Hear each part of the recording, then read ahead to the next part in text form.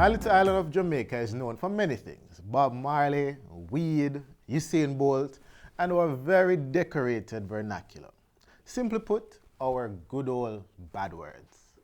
Anyone who can deny the true power of words is, in my opinion, critically naive. A word can cut so deep, the pain is akin to that of a sharp knife. And if the word is akin to the knife, when sandwiched by some choice Jamaican phrases, it can be akin to holding that knife and giving it a few turns. Or indigenous phrases, whether you want to call them profanities, indecent language, or good old bad words, are able to move a situation from 0 to 100 in a split second. You know it gets serious when a Jamaican reaches in his vocabulary quiver and let loose arrows wrapped with clots stained with blood. Now, recently at the graduation ceremony of one of our local tertiary institutions, the closing remarks of the graduating class's valedictorian sent listeners doing a double take back. He closes what I have gathered was quite an emotional valedictory speech with the phrase, "Big up on self." Insert whichever you deem appropriate if you haven't been privy to the circulating clip. Now, while this emotive articulation is understandable, it is inexcusable. You cannot be the pinnacle of your institution and believe it is okay to represent your colleagues in such a manner.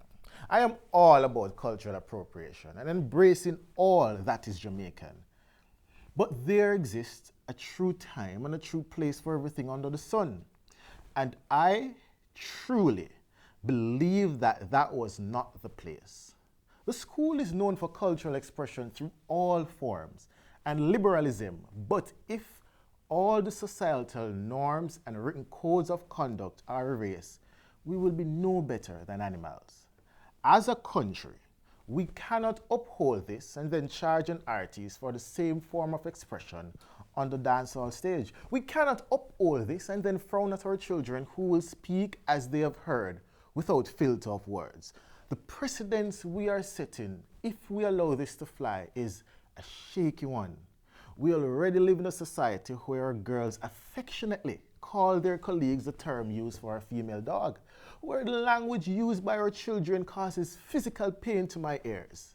This, coming out of a quite prestigious institution, is sadly inappropriate. I hear the voices of "no word is bad," of how we selectively choose which part of our culture to embrace, or how he was just expressing himself. But these words are never used solely for expression. It is used to garner specific response and effect on those who hear them. After 3 or 4 years of higher learning, I am sure he must have been able to find some other means of expressing himself, especially at that particular gathering. Those who disagree with me, please feel free to voice it. I am genuinely interested in hearing the thoughts, but please, when you do it, leave out the good Jamaican bad word them. Until next time, walk good and make good. Walk with us on.